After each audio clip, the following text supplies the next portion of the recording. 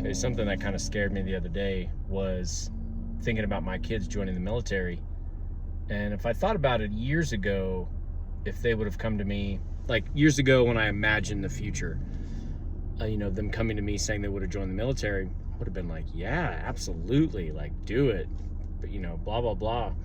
Best thing ever, for you. Now, no way. Like, the older I get and the more vets I hang out with and the more we all think alike, and what we imagined is America and freedom and fighting for democracy and all this crap.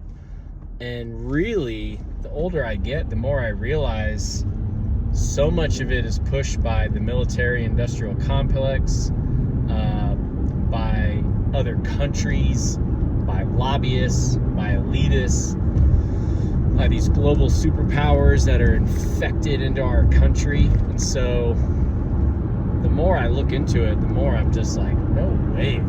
Like, granted, when they're 18, they can do whatever they want, but I can't tell you how much I probably wouldn't support it now, because I realize every single incursion that we're in is probably for some reason that we don't want to know about, and it's really disturbing. So I love that I was a Marine. I love that I served my country.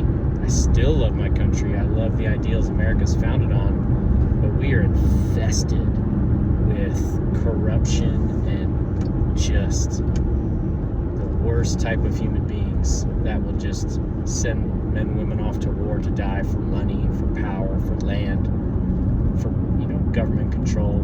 It's just total crap. So it's my take on where the military's at right now. It's definitely not what we think it is anymore. If you've ever seen the movie Legends of the Fall, there's like 4 men in that movie.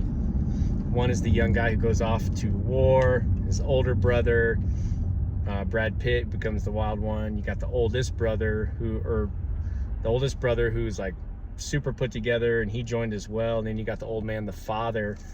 And it's like a perfect progression of like this young guy who's excited to go off to war, then one who's put together, then one who becomes kind of wild, and then the old man who eventually wants nothing to do with the military and the government and just know that all they did was fight for the wrong reasons. And that's most vets I know now.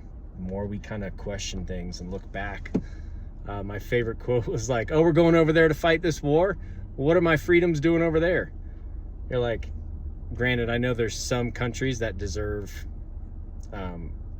like liberation, where we can go in and set them free and go in, but golly, at what point are we going to stop funding saving the forests in Ecuador and sending money over here, and meanwhile there's veterans on the streets and people on the streets, and it's just nonsense. The people that are in control don't care about anyone except themselves. So it's my take on where the military, the country's at right now.